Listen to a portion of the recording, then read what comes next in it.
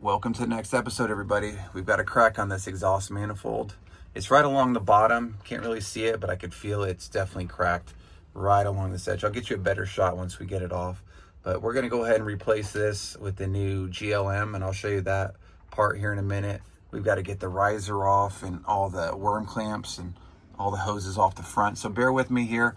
We'll show you what we're gonna do, but that's our plan today. I'm gonna go ahead and loosen this worm clamp up here off. You can see it's already been loosened to kind of make the video go a little bit quicker. You're gonna have issues originally trying to get this off, so just give it a nice little twist and the hose will come off. Okay, and good amount of rust in there. Let's go ahead and set that aside. All right, next you're gonna have your spark plug wires in there. Go ahead and mark them. You can use a Sharpie on them, whatever you like. Go ahead and take them off. Mine came off pretty easily. I used the dielectric grease in there, so it makes it pretty easy, but definitely mark it before you just pull them off. And as I said, I've already done it off camera to make the video go by a little bit easier. So yours is probably not going to be that easy if you haven't changed spark plugs. They're pretty long bolts here.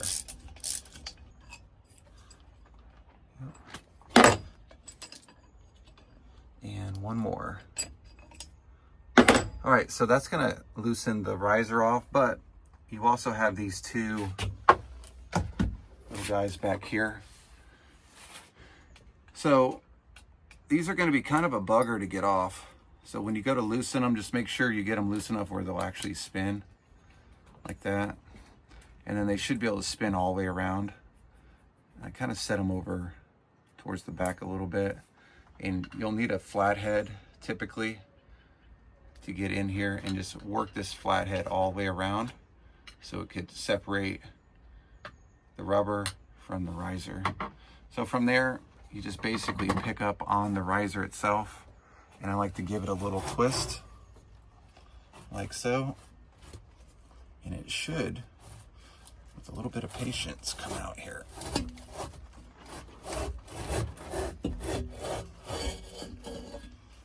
Like that. Now keep in mind this riser is pretty heavy, so be careful. If you notice up here, we don't have the gasket. Before and off camera, this is what it looked like. And although this one, you may be able to reuse it, you really don't want to take the chance. For some reason, I've noticed with these OMCs and Volvos, this is one of the most common places where I see it leaking. So pulled it off kind of nicely, at least I thought, but when you go to twist it off of this guy, typically it's not going to go very well. We are ready to start removing some of these. You can see I've got some of the 9/16 already loosened off. And then you'll see these little 1/2-inch bolts.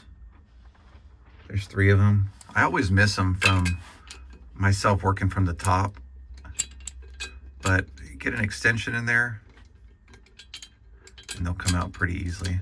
I'll get this one here. And then last but not least, that little guy.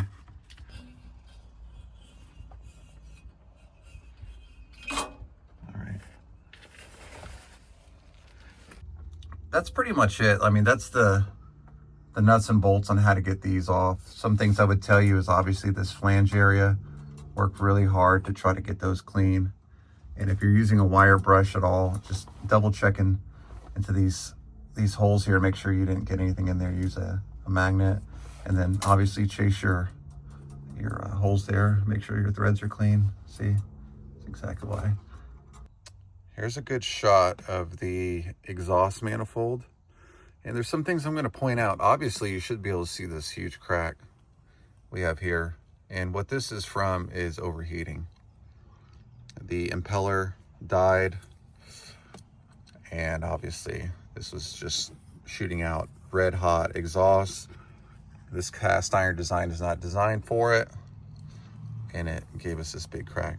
We may do another episode where we go in and fill this with a brazing material but we'll save that for another day.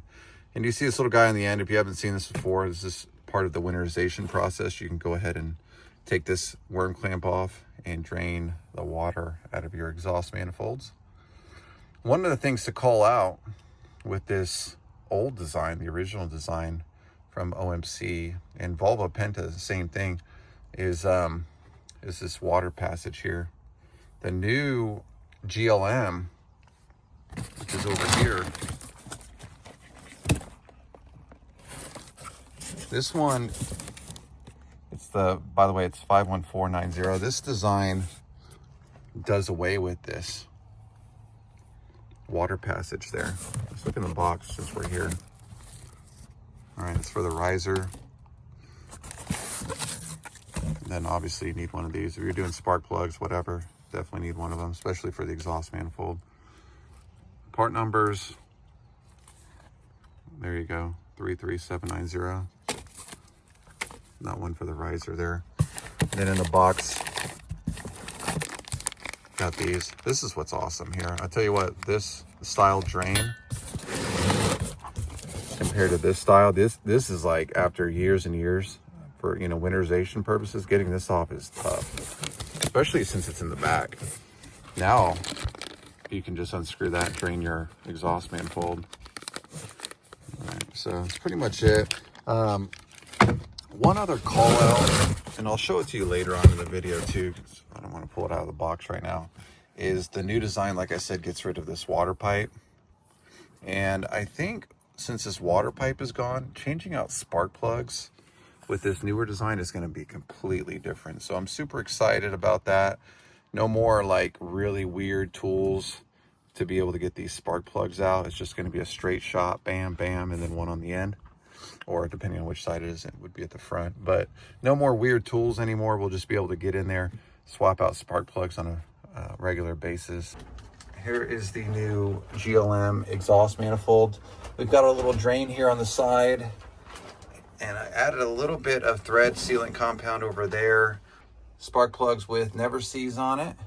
Let's go ahead and put the brand new GLM exhaust manifold on. Take a look at this guy. Woo! Doesn't it look nice? I'm telling you. It's going to be a huge improvement in my opinion. Let's take a look down below and see what the spark plugs are going to look like in terms of getting to them. Look at that. We've got the manifold down here, as you can see. We've got the new epoxy coating on it. Got a little bit of surface rust on it. So what I did is I slid it in the hose first to kind of set it down. This way we didn't accidentally damage anything here. So I'm gonna go ahead and just manipulate it a little bit right there so we can get one of our bolts started. All right, here we go. See if we can get it started here. All right, we got the riser bolts installed. These are 18 foot-pounds. As we pan down, you can see our brand new GLM exhaust manifold installed. Everything went really well. It's got a little drain in the back. Kind of focusing over here, we've got a little brass plug. It rises up this hose just a little bit where it kind of makes contact on this little piece of metal. I may put something around here to keep this from rubbing on it. It probably won't be an issue, but otherwise it fits. The hose comes up just enough. All right, hope you liked the video. If you have any questions, leave them in the comments below. Like the video if you thought it was helpful, and we will catch you on the next episode. Take it easy, everybody.